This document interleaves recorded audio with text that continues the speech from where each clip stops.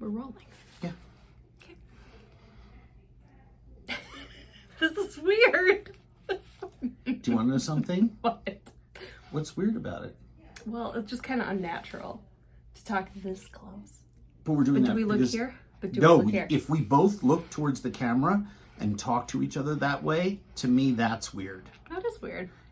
What's weirder, and no one can see it, is why you keep trying to hold my hand. Why do I have this napkin? Oh. I'm going to hold my coffee. Why? Just let the record show, in all the years I've known her, Molly has never attempted to hold my hand. And she knows I have abandonment issues. And, I mean, maybe it would help. I mean, you don't know. Maybe that's the key to unlocking, the softer side of me. That's why we've hired a professional hand holder here for you. Is that what we... No, that's not McMahill's job. Do you have a question? I do. For today? Welcome back to Go Fork Yourself, the hottest new video endeavor on Substack. That's right. I do have a question because it's about something I'm facing right now. It's a big problem at my house. It is Really? garden season, right? Yeah. Gardens. And our garden is really starting to... Oh, ours is exploding. Yes. Except for the snap peas. Oh, yeah, ours is dead. Really? Well, yeah. It was we let the kid plant that. I don't know. It was sort of like... Sure, blame it on a little boy. So, okay. So typical.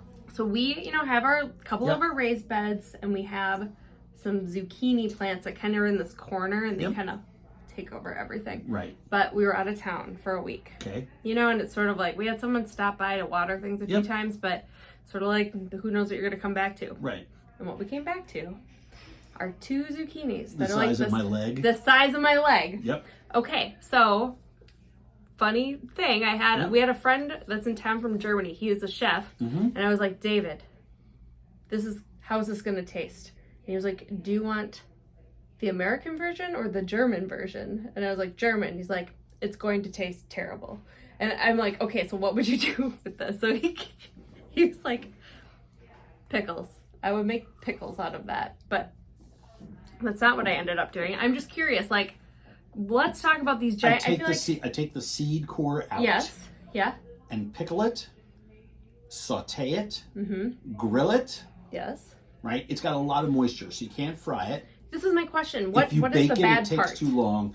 What happens is and this is really, really important across your whole garden. Yes. Right? And I have a very large garden. Love it.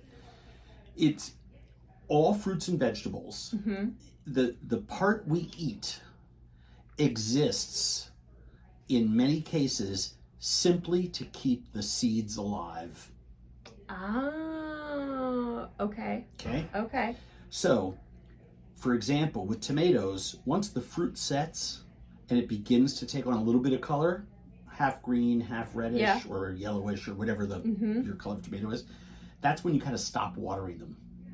Because you want to stress out the plant so it sends all its energy into the fruit. And why is it doing that? To protect the seeds. Because all it cares about is putting more juice and acidity into that fruit or veg, the thing we eat, because it wants to protect the seeds. It doesn't know, the plant doesn't know we're going to eat it. And we shouldn't tell them. No, don't tell them. Talk to your plants, but don't tell them you're going to eat them. We're just here to look at you. We're just growing you, right? But that's why that's so successful, because you want the plant to devote all its energy to it. If you water a tomato when the fruit sets and they're starting to turn red, and you keep watering them while it's red, you will have tomatoes that are fair tasting.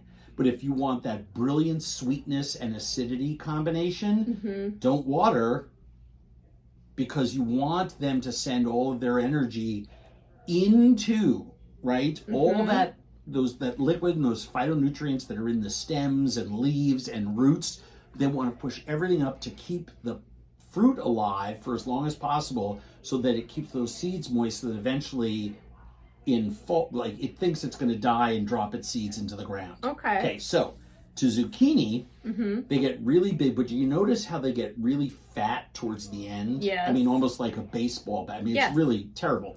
If you cut it in half versus a normal size zucchini, you'll notice that the wall of flesh on the oversized one is just a little bit bigger. Okay. But that the seed core has gone from something the size of a nickel to the size of a baseball. Yes. Right? So you just got to scrape that out. That's just soft, fleshy bullshit. Okay, this is making me feel better because this is exactly what I did yesterday. And what I do with any oversized and I should admit, I purposely do not grow zucchini for this reason. Okay. Because I just don't have that much love affair for it. I'd rather once a week buy some gold bar squash at the farm stand and not grow zucchini, grow something else that I prefer. But if you have oversized one, if you scrape out the seeds and dice it and you add peppers, tomatoes, herbs, eggplant, and make like ratatouille, who cares whether the zucchini is flavorless? You're getting bulk out of it. You're getting nutrients out of it. You're getting fiber out of it. It's really great to eat. It takes up space. It's good for you, but you're not relying on it just for its flavor alone. Kind of like rice. Yeah. Do you know what I'm saying? It's like hiding vegetables for your kid in meatloaf. Yeah. Okay. It's the same kind of thing. Hide the zucchini. Now, obviously you want to pick them when they're younger. Right. When they get larger, they get too woody. And I have eaten some really, really big ones that says, oh, I'm going to turn into zucchini bread. I'm like, why? All you're tasting, you might as well just make the same thing without the zucchini because all you're tasting is the flour, honey, sugar. Yeah, so egg, when butter. they say woody with a zucchini, what has flavorless, coarse, the fibers, the fibers the actual in flesh. Become too sturdy, too thick. They've grown too large. Okay. So what I ended up doing last night, because I got a cookbook for my birthday. I looked it up. I don't even know where I put my phone over here. Does Josh know about this German chef that's living with you? He's not living with us. Look, I got this book. That Sounds So Good by Carla Lelli Music, which Music is her last name. Yeah. Well, she's also a famous OG food writer. Yes. Yeah. So I got her cookbook for my birthday, and she had a whole recipe for zucchini fritters, which kind of had a similar intro paragraph. Like, don't really care for them. Not my thing. No, but here, a fritter, and that's what I made. Which is great. You fried it. Yeah. Of course. My only problem with that, and I'm really being sort of nitpicky, is that the zucchini has so much moisture in it, right? That it's hard to get. It sits and cooks and cooks and cooks and cooks to get fritterish. Yes. Right? Now, what I've done with oversized zucchini when I've wanted to do that kind of thing is I slice it into matchsticks on a mandolin or with a knife. Yes. Right? That's what you recommended. Yep. Oh my God. And then what I do is I just let them sit out for 8 nights. Do that in the morning and cook them that night and just let them dry out. They actually will lose a lot of their moisture in your kitchen. Okay.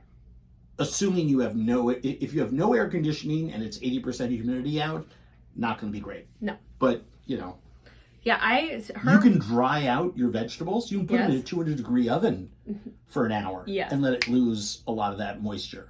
Everyone asks me why my sauteed mushrooms, just plain, with salt and maybe a thyme sprig, are so good.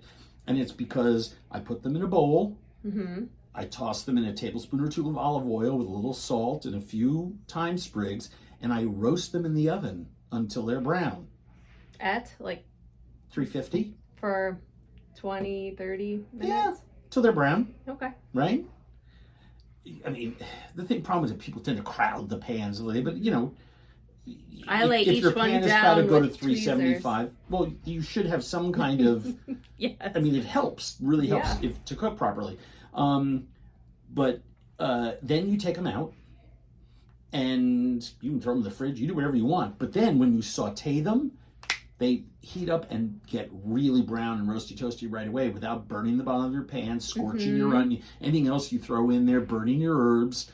And their depth of flavor is, when they're twice cooked that way, first browned in the oven and then flash sauteed, twice as good. Okay. Because the mushroom, we've all put a big handful of mushrooms into a pan and you wind up with all this liquid. Yep. Yeah, bad. Get rid Yeah. of the liquid in your oven. Okay. Yeah, because her suggestion was to cut them into matchsticks. Don't shred them too much, because then they Right. get like a sloppy, gross Correct. mess. Starchy. Yeah. So I salted them, and then I let them sit for like 15 minutes, and then squeezed them out with a towel Okay. really well. I'm already bored with the topic. I want to get back to this German chef that you're having a thing with. I'm not. But Why is a German chef staying at your house? he's not staying there. So we have friends that live in Berlin, right? So he's you from there. Oh, gotcha. It was a friend. He's married to my friend. Okay. And he borrowed Josh's truck that was, the drug dealer truck. Right. He went on a week-long hike and borrowed our car, so we brought it back yesterday. Oh, that's fantastic. And you didn't bring him by the office because you're embarrassed about your American chef friends? Yes. Go fork yourself. Okay.